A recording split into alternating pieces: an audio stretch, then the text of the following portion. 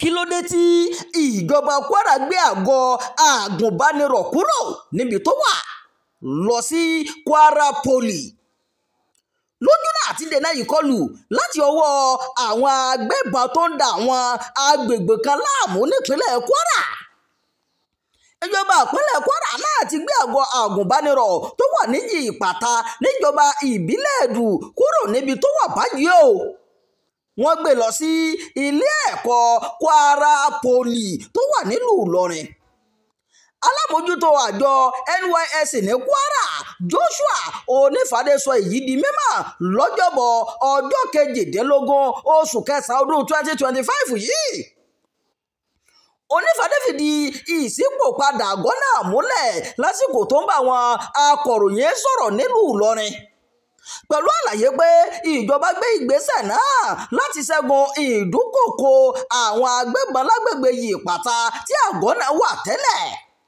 Ó fi kún pé ààbò àwọn àgùnbánirọ̀ jẹ ìjọba lógún ló mú kí wọ́n gbé àgọ́ náà lọ ojúnà Jẹ́bà àtijọ́ níbi tí ilé ẹ̀kọ́ poli Ìlọrin wà.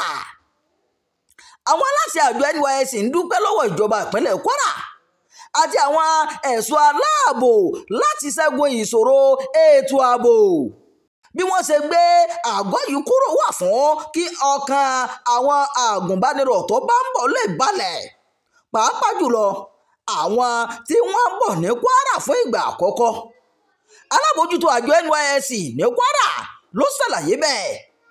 Ó gbóríyìn fún gómìnà Abdulrahman Abdulrasaq fún gbígbé ìgbésẹ̀ tó lè dènà ìkọlù. Gẹ́gẹ́ bó ṣe wí, àgùnbánirọ̀ 1,000 ni wọ́n retí láti sinrú ìlú ní Kwara fún ti sáà 2025 yìí ìsọ̀rí ibi. Ọjọ́ 24 oṣù kẹsàn-án yìí ni ètò náà yóò sì bẹ̀rẹ̀ káàkiri Nàìjíríà. Ìròyìn àjọyẹ̀dọ̀ fún ti àkókò yìí kò ní jù báyìí lọ. Ẹ má gbàgbé láti darapọ̀ mọ́ ìkànnì yìí, ẹ máa bá wa pín ká, ẹ máa fi èròǹgbà yìí sábàlá àríwísí o. Ẹ sì kú ojú lọ́nà fíìmù ìgbéléwò eléyìí tó ń bọ̀, eléyìí tí a pe orúkọ rẹ̀ ní Ìlú, ìkànnì Jígí Alára lójú òpó ìkànnì eléyìí tó jẹ́ ti YouTube yìí gangan láti rí wo. Ẹ kú ojú lọ́nà Ìlú.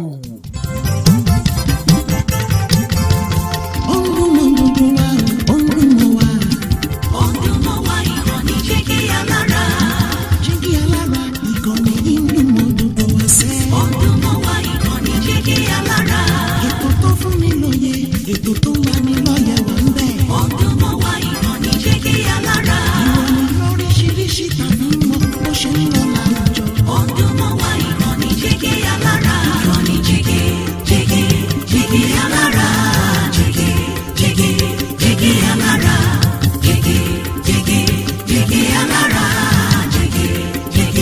Jígí Alára.